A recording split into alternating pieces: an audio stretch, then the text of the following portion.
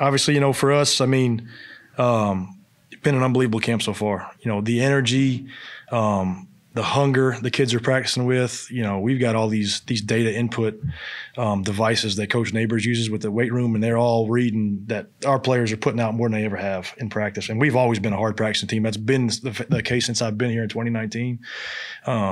But it is unbelievable how these kids answer the bell every single night, man.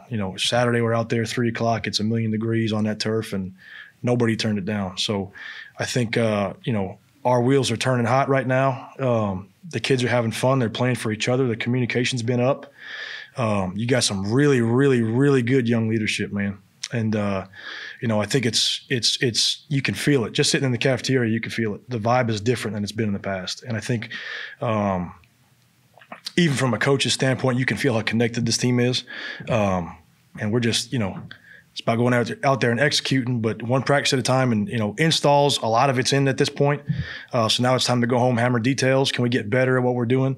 But the kids have taken it in stride, and, it's been good. Really been an exciting camp. Great first 10 days or 12 days, whatever it's been.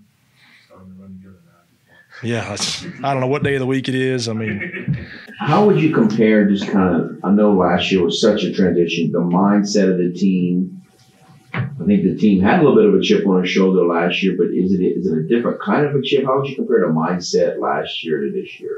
I think you've got this year, certainly speaking from a defensive standpoint, obviously we lost a handful of NFL players again.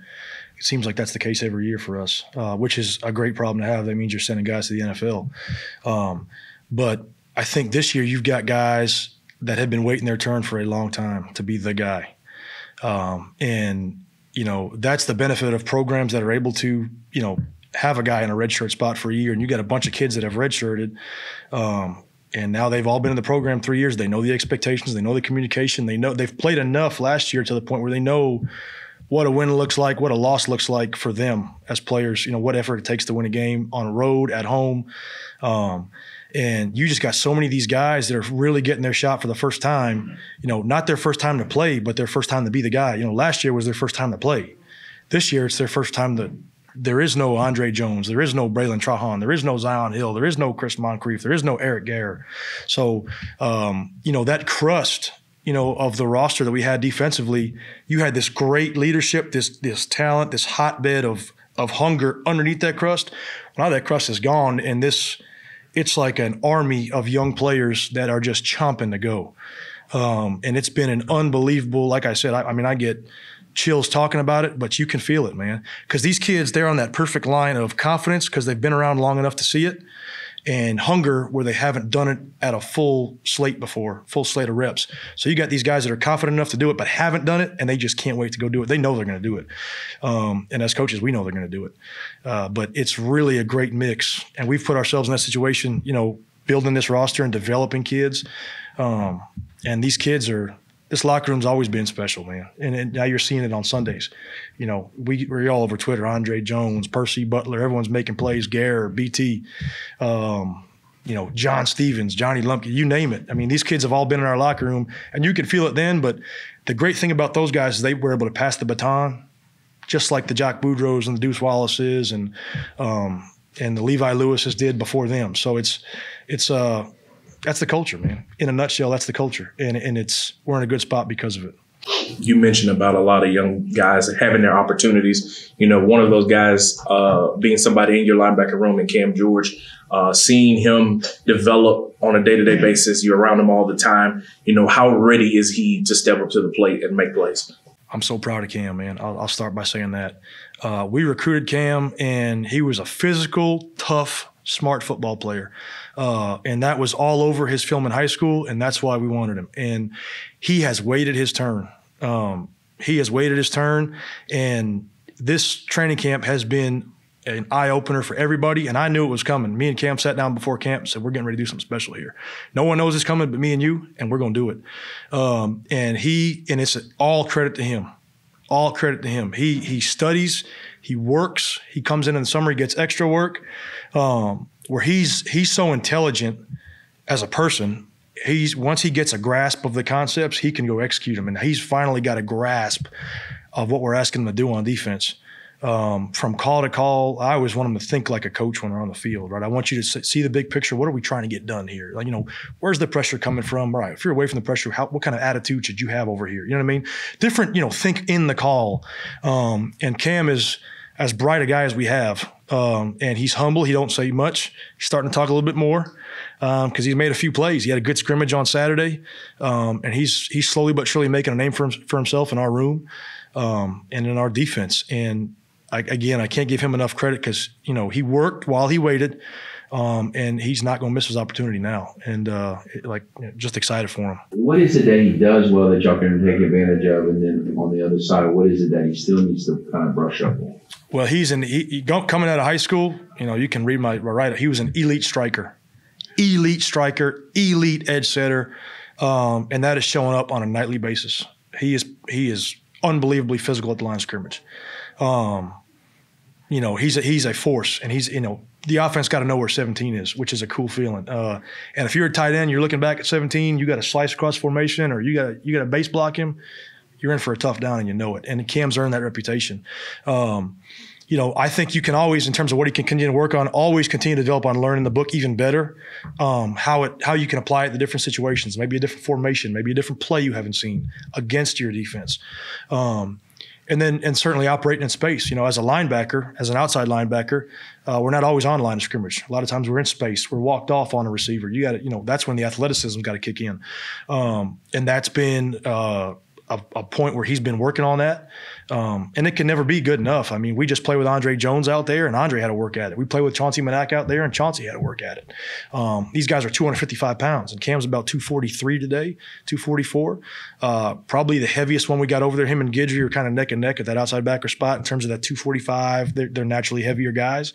But just playing in space and getting used to being in space. And Cam and I watched a ton of film over the summer in the Sun Belt. What a Sun Belt outside linebacker looks like, and I'll be all right, where's he making this play? In space. So he knows, I'm like, if you're going to have that year, you're going to have to do it out there. You're going to do what you're going to do on the line of scrimmage. But when it comes time to open it up and somebody wants to spread us out, can you be that same player? And he's answered the bell so far. I know it's not complete schematic overhaul from year to year, but each team's different. Each side of the ball is different from year to year. Obviously, there's a lot of turnover in the middle of the defense. How much in a normal year does the linebacking group dictate kind of what a defense does best, and what does this particular linebacker core do best? Well, certainly in our 3-4 structure, we got 4 of them out there, so we got speed in spades at linebacker. And I think, like you said, regardless of the scheme, it's always going to run through the linebackers, and that's based on communication. And there's not a better communicator in the country than Casey Osai right now, and Caleb Edwards behind him. Those guys talk, man. Right, wrong, and different, they talk. And as long as we're all singing out of the same hymnal, we're okay, right? We can't have one guy saying this, one guy saying that. That's why you need one voice that's going to set us up front. And Mike Backer does a great job of that.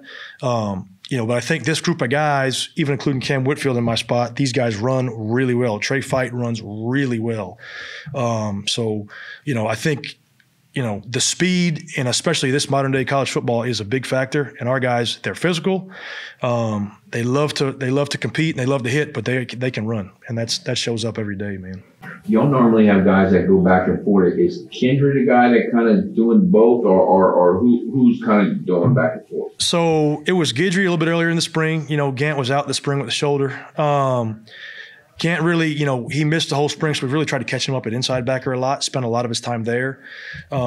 We haven't done as much of the combo work, but Gant could be the guy again that does it. We're not there yet. Like I said, he hasn't taken one rep at outside backer yet at this point, but it's coming, But really, he's gotten a lot of his work at will for Gant. But Guidry's really been exclusively at that Sam spot, Sam and Jack, outside backer. He was a little bit of both in the spring.